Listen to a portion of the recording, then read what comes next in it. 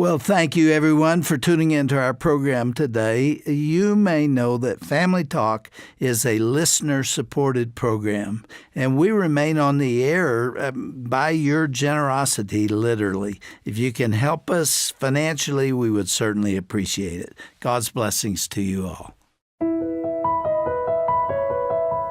Today on Family Talk. In the first letter the Apostle Paul wrote to the Thessalonians, he told them to give thanks in all circumstances. Now, despite that command, it is hard to uphold in the midst of pain and trial. We all know someone who has faced a traumatic event, such as being abused by a spouse or surviving a horrible accident, even dealing with a persistent disease. These horrible experiences never leave our minds, and the mere mention of them can be painful to remember. You are listening to Family Talk with your host, psychologist and best-selling author, Dr. James Dobson. This is Roger Marsh, sitting in for Dr. Dobson on this very special broadcast.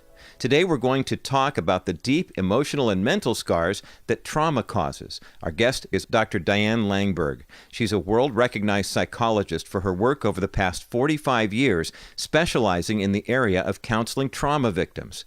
Before we start this broadcast, please know that the content discussed in today's program is for mature listeners, so parental discretion is advised.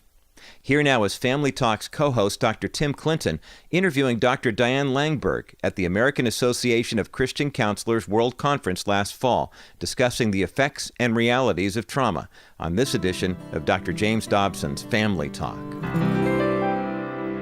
It's a pleasure to be here with a special guest, a dear friend of mine, and I think she is the world's leading expert, certainly in Christianity, on trauma. Diane, thanks for joining us on Family Talk. You're welcome. As we get started, Diane, the word trauma is pretty common today. Hasn't always been that way. But what's interesting, you, by the way, have been ministering for like 45 plus years in this area. Help us understand what it is and how it just relates back to me. Trauma and trauma ministry. How do you define it? The word trauma literally means wound, but it is obviously not a physical wound. It can be a physical wound. We end up in the emergency room when it's a physical wound. But in my world, it is a heart wound and a mind wound, a soul wound.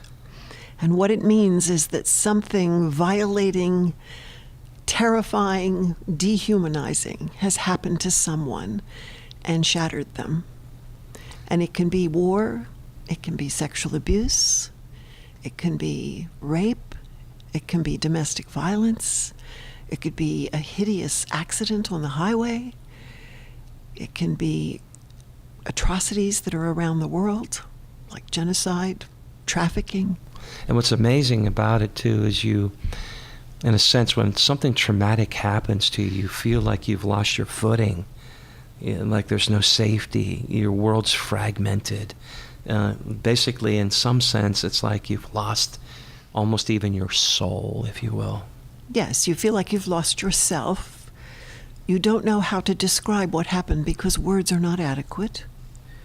You carry fear in you all the time. And you feel helpless, powerless, and you feel separate from other people, even people you love or that love you, because you're sure they wouldn't understand. And a lot of people carry these type of wounds as a secret. For decades. And so those heart and mind wounds are hidden. And we know from the physical world that wounds that are hidden don't get treatment, and so they never heal, and they fester. When you think of those kind of situations, my mind immediately goes to a total lack of safety, of feeling in any way secure in life or maybe in my relationships. What happens to the heart? What happens to the mind when you lose your sense of safety? Well, one of the things is that people feel overwhelming anxiety. And we all know what the word anxiety means, and we all have the feeling of that sometimes in our lives. But I'm talking about a kind of anxiety that paralyzes people and just profoundly affects their lives. And it's not something, unless we've been traumatized, that most people understand. It makes it very difficult to think. because fear is the core of what trauma does. And so people live from the base of fear all of their lives. They become very vigilant. They're scanning for safety. They don't know how to find it. It affects their sleep. It affects their ability to concentrate. It certainly affects their relationships, not only with other people, but also with God. And dare we not think for a moment that there probably are a number of people listening right now who may have experienced a traumatic situation, Diane, and they've never even talked about it. Maybe didn't have an opportunity to talk about it, but nevertheless they still have this, and they may start getting in situations where they feel triggered by something starts welling up inside them. Can you just take us back and take us into that life for a moment? Because I don't want us to leave anybody out there just kind of spinning and lost. As we go into the subject of trauma, we're going on a journey here for a while, and we're going together. What do you want to say to her, to him up front, who may have really experienced something horrific? It's done something to their soul. They know that. Well, the first thing I want to say is hearing us talk about it will bring all that up again. So they're going to feel two things while they listen to us. Relief that somebody understands and actually named it and honors it as real, and fear, because every time somebody's triggered about a trauma, that fear overwhelms them again. And it's something they want to hide, and it's something they want to heal. And so that puts them in a bind, which is very painful. Often we block those things. It's like we don't allow ourselves to travel there. But you are right. When we get triggered, it kind of like pulls us in there. And I've often heard people say this, Diane, that people who have lived through a traumatic situation, when it triggers, they don't remember the event. They kind of like re-experience it. What does that mean? It means their heart beats fast. They feel overwhelming fear. They don't feel safe. Nobody around them feels safe. Even if they're with people that they know who have proven themselves safe, they don't feel safe. They feel completely isolated, and they feel helpless. And so in those moments, then, as they go in that direction and they feel this sense of being overwhelmed, what's a natural reaction for them? Most of them will find a way to get away from other people in order to feel safe. If they can't do that, they will try to find a way to shut themselves down on the inside so that they can try to protect themselves from anything going on in front of them. What does that do to everything inside of them? I mean, somehow, if this is happening to me and I'm triggering again, it's got to find an expression. And you're right, it's like holding a beach ball underwater for a moment. But there's this overwhelming sense that it's going to come out somehow. Maybe sometimes it comes out through our body, doesn't it? Sure, it can do that. It can come out through just sort of being blank and not being able to talk to people in the moment because you're so focused on what's happening inside, you don't connect to the outside. And actually, that's very important because if somebody is feeling overwhelmed by trauma or by the memory of it, one of the things they need to do is connect concretely to something in front of them. So, for example, if somebody in my office gets overwhelmed, I will have them find something to look at, like the flowers in the vase or something like that, and remind them that's in a room where you're safe. You're remembering something that was bad and scary and unsafe, but where you are now is safe. And people can learn to do that for themselves as well. Well, I tell you, it just speaks so much about having a significant person in your life, somebody you can talk to, someone who is safe. And if you're in a perpetual sort of sea of bad relationships and chaos around you, it's just like you're going to continue to flounder and be just lost in your sea of emotion, never really being able to calm yourself, really, right? Yes, yes. You're listening to Dr. James Dobson's Family Talk. I'm Dr. Tim Clinton, filling in for Dr. Dobson today. Our special guest is Dr. Diane Langberg, in my mind, world-renowned in the area of trauma. And she's had a ministry of pouring into the lives of people who have experienced horrific trauma. in their life for some 45 years. She gets it. And we're talking about what trauma is and what it's like, what it does to the soul. And I think a lot of people, again, Diane, let's go there again. They're carrying those experiences around like buckets. And they're weighted very heavy on them, and they often just don't know what to do. And they're sitting in the pews of our churches, and they don't know who to tell.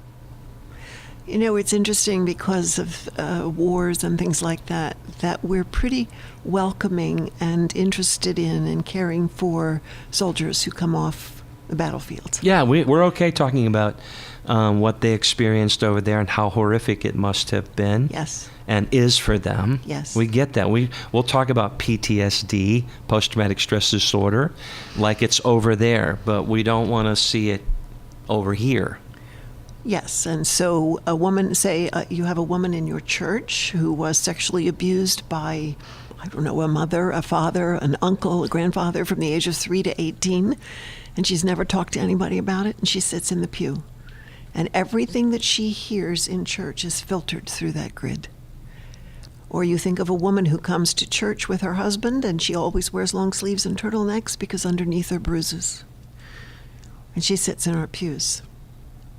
So 1 in 4 women are sexually abused before 18, 1 in 6 men, 1 in 5 women experience rape in the United States, 1 in 4 marriages have at least one episode of domestic violence.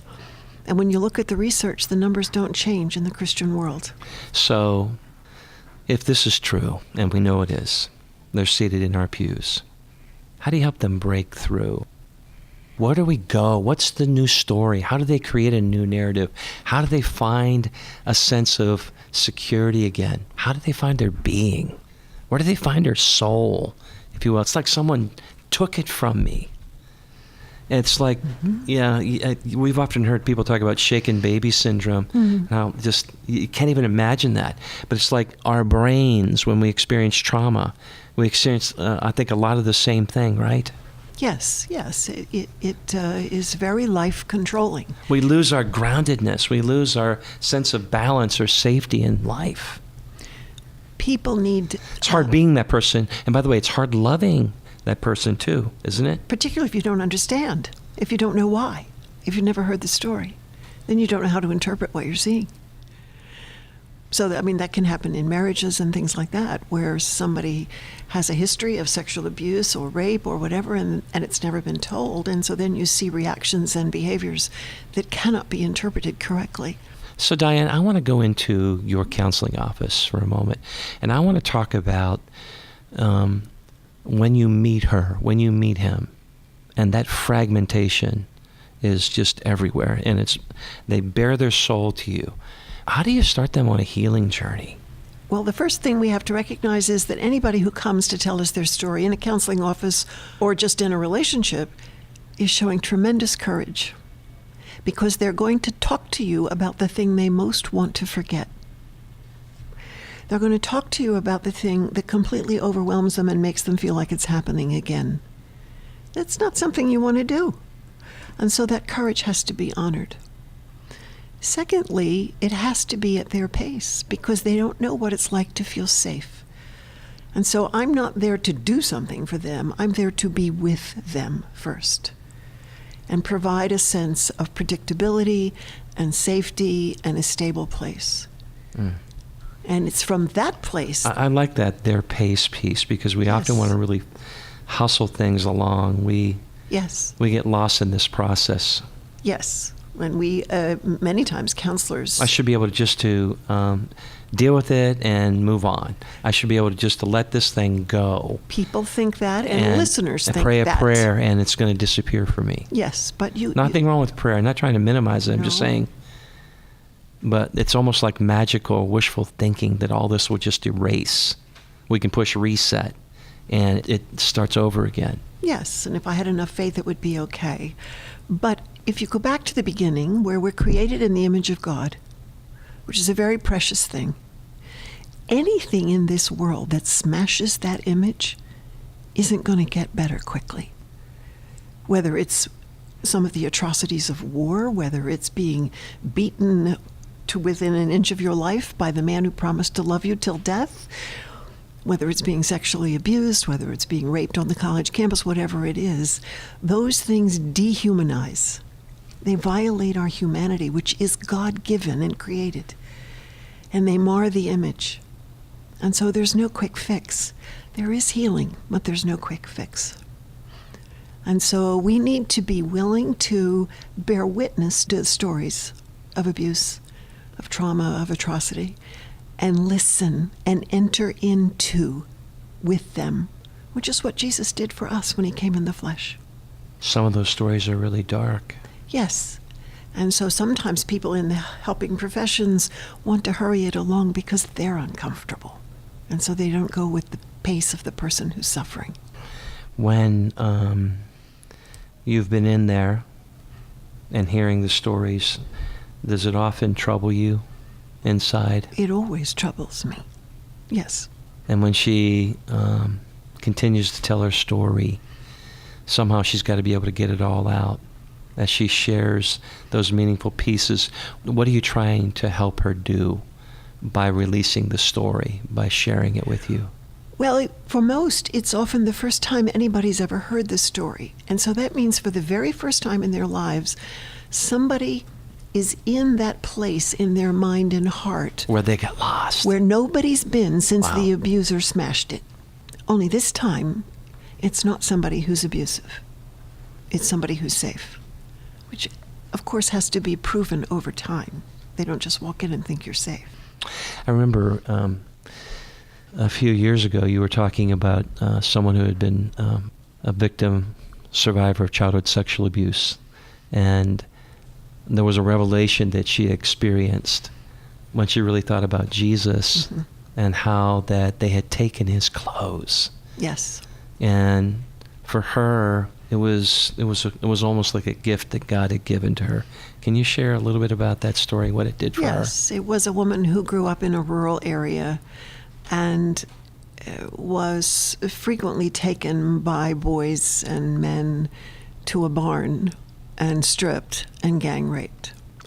And she loved God, but she didn't think he understood, you know, and she couldn't put God together with her story. It didn't make any sense in her mind. So I sent her home one day to read just 2 verses in the Gospels, and I didn't tell her what they said. And I said, I want you to read them 3 times a day and come back and tell me what you heard from God. And when she came back to the office the next week, she hadn't even sat down on the couch. She was so full of what she had experienced. And she said, they took his clothes, Diane, they took his clothes. He knows. Wow. So there is a place in the process of healing where they come face to face with the incarnate God. Who knows? It's a slow trip. Wow. And we need to respect that. But that is where they end up. There's so much grief because Yes. there's overwhelming loss. Loss, Something's yes. been taken from me. Many things. Do you, Diane, believe that God weeps with us, in a sense, in our pain and our brokenness, that he understands the travail of the soul? I absolutely do. We know that Jesus wept over things, and I think that the church at large has lost touch with the laments in the scriptures. I mean, so many of the Psalms are laments where we say things like, where are you, God? Or the prophet Jeremiah says, well, you know, you're just going to let us die? Words that when people who've been victimized say them in churches, the church says, you need to have more faith, you shouldn't talk like that. But you can literally read them in the scriptures. So I introduce them to the lament psalms and teach them what a lament is, and then have them write their own, where they can speak to God out of the pain, not making it pretty, and ask him where he was. I was stalked in the darkness. I mean, those kinds of things are in the Psalms. And what they realize then is that they are speaking God's word, and gives them the freedom to lament and grieve. They're not doing something wrong. And as they do that, somehow we've got to be careful that we don't get lost in a victim mentality. And we understand this. No one's to blame for what's happened to him or her. Yes, It's they were not- a victim. They are victim. That's right. but there's a responsibility factor here that takes them to another place. Can you help us understand what that means to transition, to accept responsibility for my life going forward? How do I do that? So as I see this, as I go back through and try to bring healing to those dark places, how do I then take that step forward of, quote, taking responsibility for my life? It's actually something almost all of them are eager for. It's not, people don't want to stay victims. That was the worst place they ever experienced. Wow. And so they want out. They often want out too quickly, which is understandable. You know, if you have surgery, you want to feel better in a week, and it might take 3 months. And so they have to tell the story multiple times, and they also have to look at the lies the story taught them. Telling the story is not enough, because the story tells you things about yourself that are not true. You're trash, you're worthless, you know, you're somebody to toss aside. And so in the process of the work, they begin to discover who they are as God meant them to be. I'm knit together by Him with purpose. I have gifts in my life. He has meaning for me here in this world. There's a way He wants me to honor Him in this life. And so once they go through the story and the lies, and they do the grieving, they have to do the grieving, which they want to avoid, then they can begin to say, who am I? Who was I meant to be? What's in my package? When my 2 sons were tiny, just born, I remember with each of them holding them, you know, like you do with their heads in your hands, and looking down at them and thinking, God's given me a treasure, but I have no idea what's inside. And part of my work as a parent is to help them discover the treasures God put in there. Well, if you've been abused, nobody did that. They smashed you. And so you get to the place when you're working with somebody where you're doing a similar thing. Let's look for the treasures God put in you. And the results are so redemptive. Diane, can you close us out by just talking about the need for trauma ministry, the significance or the importance of the church? And I know God's called you to an international platform now. You travel the world. God's given you a powerful voice for those who have no voice. Can you just wrap it up and speak to our listener and let them know that you understand? Well, I first would just like to say that if you look at life around the globe and the statistics of the things I've mentioned, of the refugees and whatever, one of the things I say everywhere I go is that trauma is the mission field of the 21st century. And it is a call to the church to walk with those who have been traumatized. I mean, we've been traumatized by sin, and that's what our Savior did. He came and walked with us in that traumatization. So the church is called to do the same. And she's called to learn how to do it at their pace, which she doesn't like to do. She wants to tell them a verse and have it be better. But to incarnate what's true, not just speak it. And prove herself a refuge like her God for the people who have suffered. I've worked with churches where sometimes, for example, a group of women will come into my office for a few sessions, and they'll take a reading list, say about domestic violence, and they'll study it, and they will become the safe team to walk alongside women in the church who experience domestic violence, or another group for sexual abuse or whatever. We need to have the humility to listen to those who have no voice and let them tell us what it's like, so we can actually learn how to incarnate our God in their presence and in their lives. What a beautiful gift. Diane, thanks for being a part of Family Talk. I've always enjoyed our conversations and love the ministry that, again, God has called you to. What a powerful calling. What a unique calling. And to all of us out there, if God has placed you into the life of someone else, the power of presence, of hearing story, of, by the way, encouraging them to find hope and help. That's what this is all about. I'm Dr. Tim Clinton for Dr. James Dobson's Family Talk. Thanks for listening.